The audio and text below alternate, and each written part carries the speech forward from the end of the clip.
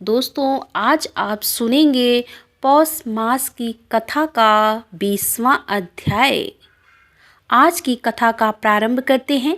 ऋषियों ने पूछा कि हे सूत जी, अश्वत्थामा ने किस प्रकार सोते हुए मनुष्यों को मारने का पाप किया और कैसे धनुष कोटि में स्नान करके वह पाप मुक्त हो गया। तब सूत जी बोले कि हे ब्राह्मणों, पहले पांडवों का धृतराष्ट्र के पुत्रों के साथ राज्य के लिए युद्ध छिड़ा था। अनेक अछौड़ी सेनाओं से युक्त उस महायुद्ध में लगातार 10 दिनों तक संग्राम करके शांत नंदन भीष्म जी मारे गए। 5 दिन युद्ध करने पर द्रोणाचार्य, 2 दिन की लड़ाई में कर्ण और 1 दिन युद्ध करके राजा शल्य मारे डाले गए। 18वें दिन के युद्ध में जब दुर्योधन से सामना हुआ तब भीम ने गदा मारकर उनकी जांघ तोड़ डाली। इससे वह श्रेष्ठ राजा दुर्योधन धराशायी हो गया। तब युद्ध की समाप्ति हो गई। सब राजा अपनी अपनी छावनी पर लौट जाने की जल्दी करने लगे। सबने प्रसन्नतापूर्वक शिविर को प्रस्थान किया। दुष्टदुम्न और शिखंडी आदि समस्त श्रीम जयवंशी क्षत्रिय तथा अन्य राजा लोग भी अपने अपने शिविर को लौट गए। श्री कृष्ण और तीकी के साथ पांडव भी अपने शिविर में चले गए। उस समय श्री कृष्ण ने पांडवों से कहा, हम लोगों को मंगल के लिए आज की रात में शिविर से बाहर निवास करना चाहिए। तब श्री कृष्ण और सात्विक के साथ सब पांडव छावनी से बाहर निकल गए। उन सब ने उवती नदी के किनारे जाकर सुखपूर्वक वह रात्रि व्यतीत की। इधर कृतकर्मा, कृपाचार्य और अश्वत्थामा सूर्यास्त होने से पहले दुर्योधन के पास गए। दुर्योधन रणभूमि में धूलि धूरत होकर पड़ा हुआ था।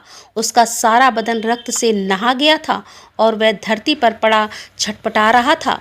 उसे उस अवस्था में देखकर अश्वत्थामा आदि तीनों को बड़ा शोक हुआ। राजा दुर्योधन भी उन शत को देखकर शोक मग्न हो गया। तब अश्वत्थामा क्रोध से प्रचंड अग्नि की भांति जल उठा और इस प्रकार बोला कि हे राजन, इन नीच शत्रुओं ने छल से मेरे पिताजी को रणभूमि में गिरा दिया था, परंतु उसके कारण मुझे वैसा शोक नहीं हुआ जितना कि आज तुम्हारे गिराने जाने पर हो रहा है। हे दुर्योधन, मैं आपसे सत्कर्मों की शपथ खाकर कहता हूँ कि आज रात में श्रीमजय सहित पांडवों का श्री कृष्ण के देखते ही देखते वध कर डालूंगा। मुझे आज्ञा दो। अश्वत्थामा के ऐसा कहने पर राजा दुर्योधन ने तथास्तु कहकर उसे स्वीकृति दे दी और कृपाचार्य से कहा कि हे आचार्य, आप द्रोण पुत्र को कलश के जल से सेनापति के पद पर अभिषेचित कर दीजिए। कृपाचार्य ने ऐसा ही किया। सेनापति के रूप में अभिषेचित होने पर अश्वत्थामा ने दुर्योधन को हृदय से लगाया और कृपाचार्य तथा कृतवर्मा के साथ तुरंत वहां से चल दिया। और अब वे तीनों वीर दक्षिण की ओर गए और सूर्यास्त से पहले ही शिविर के समीप पहुंच गए। वहां पांडवों की भयंकर गर्जना सुनकर वे तीनों विजया अभिलाषा योद्धा वहां से भाग चले। अब एक स्थान पर उन्होंने घोड़ों को पानी पिलाया। पास ही अनेक शाखाओं से युक्त सघन भटका वृक्ष था। वहां जाकर तीनों रथ से उतर गए और घोड़े को वहीं छोड़कर आचमन एवं संधि उपासना की। इसके बाद अंधकार से व्याप्त भयानक रात्रि सब ओर फैल गई। कृतवर्मा, कृपाचार्य और अश्वत्थामा शोक से पीड़ित होकर वट के समीप ही बैठ गए। कृतवर्मा और कृपाचार्य को तो नींद आ गई, किंतु क्रोध से कलुषित चित्त होने के कारण अश्वत्थामा को निद्रा नहीं आती थी। वह सर्प की भांति लंबी सांस खींचता रहा।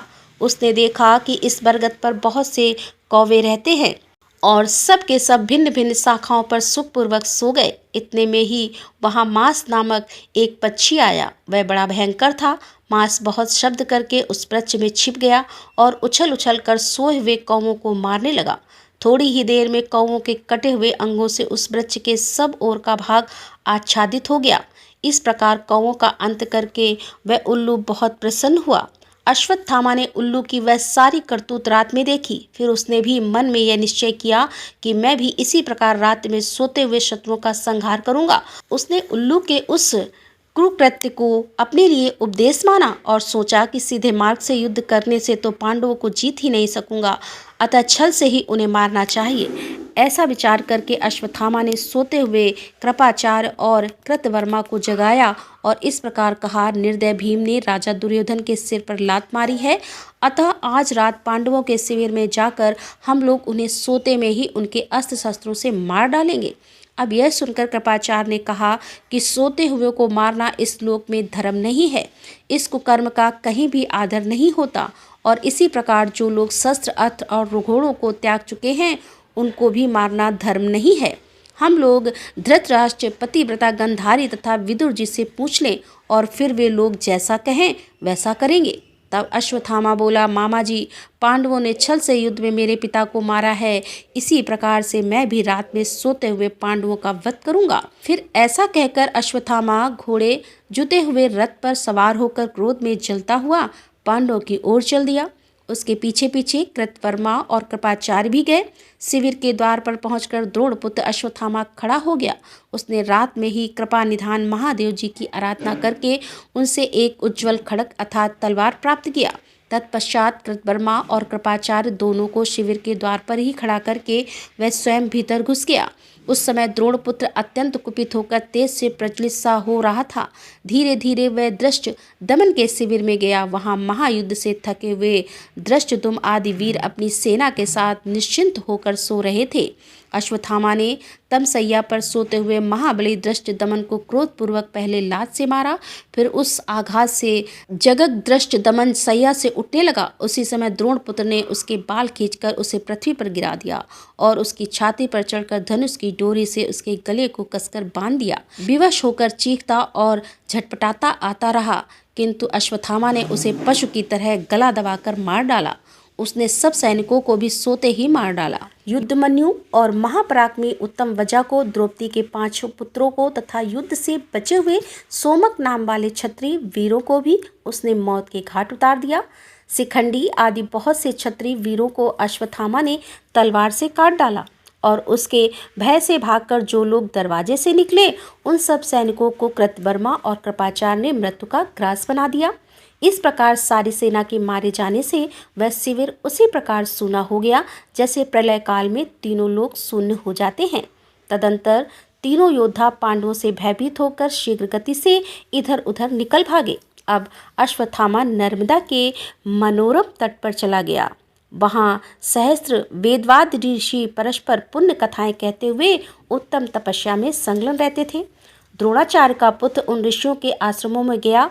उसके प्रवेश करते ही ब्रह्मवादिनी अधम ब्राह्मण हैं, तेरे दर्श से हम लोग भी निश्चित ही पतित हो जाएंगे। तुझसे वार्तालाप करने पर 100 हज ब्रह्म हत्याओं का पाप लगेगा। अतः हे नराधम, तो हमारे आश्रमों से दूर हो जा। उनके ऐसा कहने पर अश्वत्थामा लज्जित होकर उस मुनि से सेवित आश्रम से निकल गया। इसी प्रकार वह काशी आदि सभी पुण्य तीर्थों में गया, परंतु वहाँ के महात्मा ब्राह्मणों से निंदित होकर लौट आया और अंत में प्रायश्चित करने की इच्छा से भगवान वेद व्यास जी की शरण में गया। महामुनि व्यास जी बद्रिकांड में विराजमान थे। उनके पास जाकर उसने भक्तिपूर्वक प्रणाम किया। तब व्यास जी ने उससे कहा कि हे द्रोण कुमार, तो शीघ्र मेरे आश्रम से निकल जा। सोते हुए को मारने के पाप से तू महापापी हो गया है। तेरे साथ बात करने से भी मुझे महान पाप लगेगा। अश्वत्थामा बोला, भगवान, सबसे निंदनीय होकर मैं आपकी शरण में आया हूँ। यदि आप भी ऐसी बातें कहते हैं तो दूसरा कौन है मुझे शरण देने वाला होगा। हे ब्रह्म, मुझ पर कृपा कीजिए, क्योंकि साधु पुरुष दीनों पर दया करने वाले होते हैं। सोते हुए मनुष्यों को मारने से जो पाप हुआ है उसकी शांति के लिए आप मुझे कोई प्रायश्चित बताइए, कारण कि आप ही सर्वज्ञ हैं। अश्वत्थामा के ऐसा कहने पर व्यास जी ने दीर्घ काल तक सोच विचार कर उससे कहा कि इस पाप की शांति के लिए धर्मशास्त्र में कोई प्रायश्चित ही नहीं है। तथापि मैं उस दोष के निवारण के लिए एक उपाय बताता हूँ। दक्षिण समुद्र के तट पर जो परम पवित्र राम सेतु है वह मोक्ष देने वाला है। वहीं धनुषकोटि नाम से विख्यात एक महान तीर्थ है जो बड़े बड़े पातकों का नाश करने वाला है और मनुष्यों को स्वर्ग एवं मोक्ष देने वाला है। उसमें स्नान करने से ब्रह्म हत्या आदि पाप भी शुद्ध हो जाते हैं। वह पवित्र में सबसे अधिक पवित्र तथा तीर्थों में सबसे उत्तम है। दुख, स्वप्न और नरक के कलेशों का नाशक तथा पुण्यजनक है। उस धनुषकोटि तीर्थ में जाकर तुम 1 महीने तक निरंतर स्नान करो तो सोते हुए को मारने के पाप से शुद्ध हो जाओगे। महर्षि व्यास के इस प्रकार कहने पर अश्वत्थामा राम सेतु पर जाकर पुण्यदैनी धनुषकोटि में पहुंचा। वहां उसने संकल्प पूर्वक 1 मास तक निरंतर स्नान किया। वह प्रतिदिन तीनों समय श्री रामेश्वर शिव जी की सेवा में रहता था तथा तीसवें दिन जल में स्नान करके उसने पंचाक्षर मंत्र का जप और उपवास किया। फिर रात में भगवान रामेश्वर के समीप जागरण किया और दूसरे दिन पुनः संकल्प पूर्वक धनुष कोटि में स्नान करके उसने श्री रामेश्वर की भक्तिपूर्वक सेवा पूजा की। तदंतर आनंद के आंसू बहाता हुआ वह शिव जी के आगे नृत्य करने लगा। उस समय भगवान शंकर प्रसन्न होकर उसके सामने प्रकट हो गए। उनका दर्शन करके उसने भगवान शिव का इस प्रकार से स्तवन किया कि हे देव देवेश्वर, आपको नमस्कार है। हे करुणाकर शंकर, विपत्ति रूपी समुद्र में डूबे हुए प्राणियों को पार लगाने के लिए आपके चरणार बिंदु जहाज रूप है। हे मृत्युंजय, हे त्रिलोचन, आप अपनी कृपा दृष्टि से मेरी रक्षा कीजिए। इस प्रकार स्तुति करने पर महादेव जी प्रसन्न होकर अश्वत्थामा से बोले कि हे द्रोण कुमार, सोते हुओं को मारने के कारण जो तुम्हें पाप लगा था वह धनुष कोटि में नहाने से दूर हो गया है। अब तुम कोई वर मांगो। तब अश्वत्थामा बोला कि हे महेश्वर, आज आपके दर्शन मास से मैं कृतार्थ हो गया।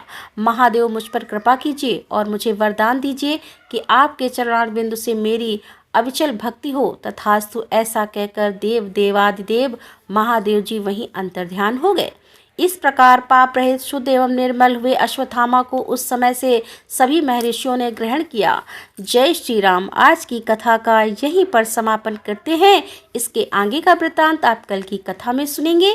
और अब आप सुनेंगे श्री नारायण कवच, जिसके सुनने मात्र से ही समस्त पापों का विनाश हो जाता है और भगवान श्री हरि विष्णु की असीम कृपा प्राप्त होती है। शास्त्रों में इस प्रकार का वर्णन आता है कि जो भी मनुष्य नारायण कवच का पाठ सुनता है अथवा पढ़ता है, भगवान श्री हरि विष्णु स्वयं उस मनुष्य की रक्षा करते हैं। तो भगवान श्री हरि विष्णु की कृपा की प्राप्ति के लिए नारायण कवच का पाठ प्रतिदिन जरूर सुनना चाहिए। भगवान श्री हरि गरुड़ जी के पीठ पर अपने चरण कमल रखे हुए हैं, जिनकी आठों सिद्धियां अणिमा, महिमा, गरिमा, लघिमा, प्राप्ति, प्राकम्य, ईश्वत्व और वशित्व सेवा कर रही हैं, तथा जो अपने 8 हाथों में शंख, चक्र, ढाल, तलवार, गदा, बाण, धनुष और पास धारण किए हुए हैं, वे ओमकार स्वरूप प्रभु सब प्रकार से मेरी रक्षा करें। मत्स्य मूर्ति भगवान जल के भीतर जल जंतु रूपी वरुणापास से मेरी रक्षा करें। माया से ब्रह्मचारी का रूप धारण करने वाले वामन भगवान स्थल पर और विश्व रूप श्री त्रिविक्रम भगवान आकाश में मेरी रक्षा करें। जिनके भयंकर अट्टहास करने पर सभी दिशाएं गुंजायमान हो उठी हों और दैत्यों के गर्भवती पत्नियों के गर्भ गिर गए थे, वे दैत्य पतियों के शत्रु भगवान नरसिंह किले, वन, युद्ध स्थल आदि विषम स्थानों में मेरी रक्षा करें। अपनी दाढ़ों पर पृथ्वी को धारण करने वाले यज्ञ मूर्ति वराह भगवान मार्ग में, परशुराम भगवान पर्वतों के शिखरों पर तथा श्री लक्ष्मण और भरत के बड़े भाई भगवान श्री रामचंद्र प्रवास के समय मेरी रक्षा करें। भगवान नारायण मारण मोहन आदि भयंकर अविचारों और सब प्रकार के प्रमादों से मेरी रक्षा करें। ऋषि श्रेष्ठ नर गर्भ से योगेश्वर भगवान दत्तात्रेय योग के विघ्नों से और त्रिगुणाधिपति भगवान कपिल कर्म बंधनों से मेरी रक्षा करें।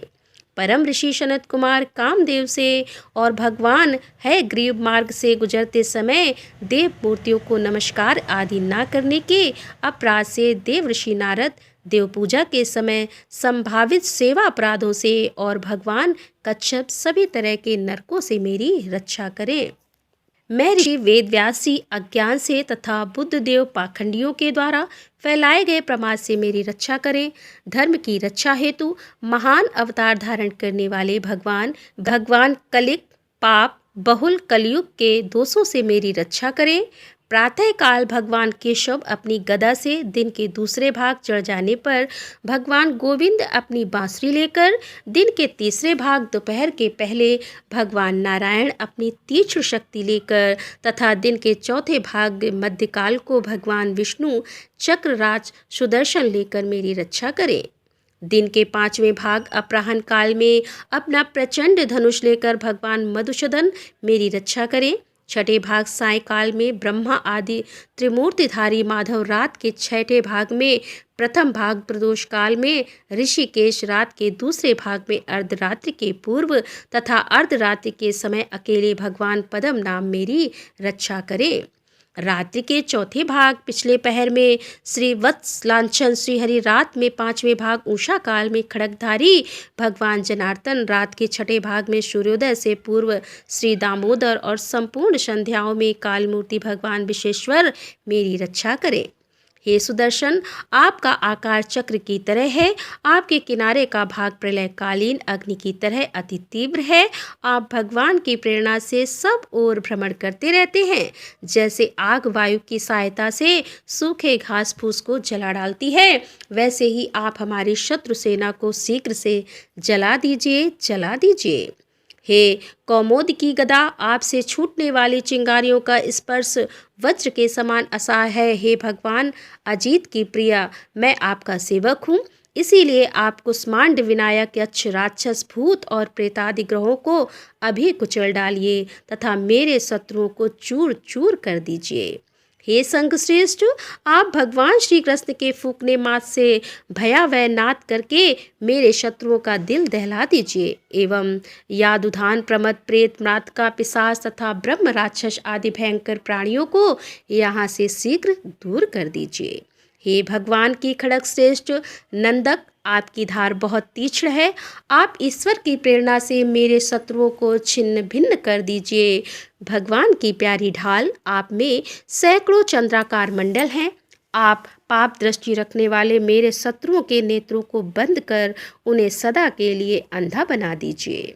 ग्रहों, धूमकेतु आदि केतुओं, दुष्ट मनुष्यों, सरीसृप जीवों, दाढ़ों वालों, हिंसक पशुओं, भूत प्रेतों तथा पापी प्राणियों से हमें जो जो भय हो और जो जो हमारे शुभ के विरोधी हों, वे सभी भगवान के नाम रूप तथा आयुधों का कीर्तन करने से तत्काल नष्ट हो जाएं। बृहत रत्नतर आदि शाम वेद के स्रोतों से जिनकी स्तुति की जाती है, वे वेद मूर्ति भगवान गरुड़ और विश्वक सेन जी अपने नाम के उच्चारण मात्र के प्रभाव से हमें सब प्रकार की विपत्तियों से रक्षा करें। श्री हरि के नाम, रूप, वाहन, आयुध और श्रेष्ठ पार्षद हमारी बुद्धि, इंद्रिय, मन और प्राणों को सब तरह की विपत्तियों से बचाएं। जितना भी कार्य अथवा कारण रूप जगत है वह वास्तव में भगवान ही है। इस सत्य के प्रभाव से हमारे सारे पाप नष्ट हो जाएं। ब्रह्मा और आत्मा की एकता का अनुभव जो लोग कर चुके हैं, उनकी दृष्टि में ईश्वर का स्वरूप समस्त विकल्पों और भेदों से रहित है, फिर भी वे अपनी माया शक्ति के द्वारा भूषण, आयुध और रूप नामक शक्तियों को धारण करते हैं। यह बात निश्चित ही सत्य है। अतः सर्वज्ञ सर्वव्यापक भगवान श्रीहरि सदा सर्वत्र अपने सभी स्वरूपों से हमारी रक्षा करे, जो अपने भयंकर अट्टहास से सब लोगों के भय को समाप्त कर देते हैं और अपने तेज से सबके तेज का ग्रास कर लेते हैं। वे भगवान नरसिंह दिशा विदिशा, नीचे ऊपर बाहर भीतर सब ओर से हमारी रक्षा करें। देवराज इंद्र, मैंने तुम्हें यह नारायण कवच सुना दिया, अब तुम इस कवच से अपने को सुरक्षित कर लो, बस फिर तुम अनायास ही सब दैत्यपतियों को जीत लोगे। इस नारायण कवच को धारण करने वाला पुरुष जिस किसी को भी अपनी आंखों से देख लेता है अथवा पैरों से भी छू लेता है, वह सत्काल ही समस्त भयों से मुक्त हो जाता है। इस वैष्णवी विद्या को धारण कर लेने वाले को राजा, डाकू, प्रेत, पिशाच और बाघ आदि हिंसक जीवों से कभी किसी प्रकार का डर नहीं होता। देवराज, पुरातन काल की बात है कि एक कौशिक गोत्र के ब्राह्मण ने इस विद्या को धारण करके योग धारणा से अपना शरीर मरुभूमि में त्याग दिया। जिस स्थान पर उस ब्राह्मण का मृत शरीर पड़ा था, उसके ऊपर से एक दिन गंधर्वराज चित्ररथ अपनी स्त्रियों के साथ विमान पर बैठकर निकले। इस स्थान पर आते ही वे नीचे की ओर सिर किए विमान सहित आसमान से धरती पर गिर पड़े। ऐसा होने पर उनके आश्चर्य की सीमा न रही। जब उन्हें बाल खिल्य मुनियों ने बतलाया कि यह नारायण कवच धारण करने का प्रभाव है, तब उन्होंने उस ब्राह्मण देवता की हड्डियों को ले जाकर पूर्ववाहिनी सरस्वती नदी में प्रभावित कर दिया और फिर स्नान करके वे अपने लोक को चले गए। श्री सुखदेव जी कहते हैं कि हे परीक्षित, जो भी मनुष्य इस नारायण कवच को समय पर सुनता है और जो आदर पूर्वक इसे धारण करता है, उसके समक्ष सभी प्राणी आदर से अपना सर झुका देते हैं और वह सब प्रकार के भयों से मुक्त हो जाता है। परीक्षित, इस तरह सत्कृत इंद्र के आचार्य विश्वरूपी से यह नारायण कवच रूपी वैष्णवी विद्या प्राप्त करके रणभूमि में असुरों को जीत लिया और वे त्रैलोक लक्ष्मी का उपभोग करने लगे। श्री नारायण कवच संपूर्ण हुआ। तो दोस्तों मिलते हैं अगले वीडियो के साथ, तब तक के लिए राधे राधे, जय श्री कृष्णा, हर हर महादेव, जय भोलेनाथ की।